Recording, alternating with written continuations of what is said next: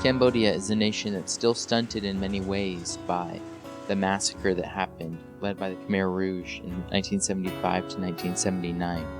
Since then, the government has had a difficulty trying to carry out justice when there's so much corruption in the government. The small village Swai Pak was once the largest hub for child sex trafficking around the world. Pedophiles came from around the world because they had almost complete assurance that they could get away by bribing themselves out of any situation. Children would be kept in small brothel rooms to be raped multiple times a day, either until they would get sold to a pedophile or die of AIDS. An American couple, Don and Bridget Brewster, watched a small documentary on Swai Pak and decided to check it out for themselves. The situation was worse than it had appeared, so they moved over to found Agape International Mission, a non-denominational Christian charity that is part youth center, part counseling center, and part church. Don and Bridget bought the ex-brothel and converted it into a non-profit organization called Rahab's House and started training Cambodian leaders. Today, Pastor Sean Ta and his wife Puntan lead the center, educating and serving in the community.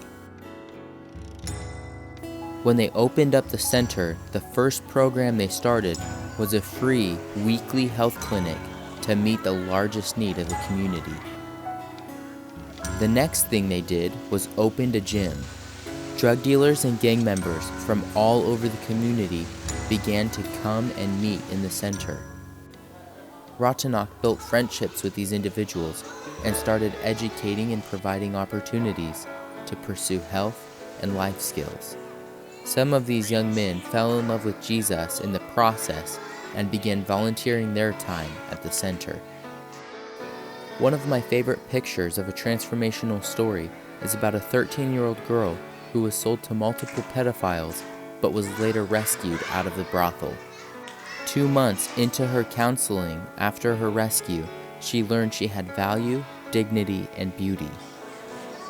She forgave her abuser and decided she wanted to help prevent other children from getting into the same situation she was in.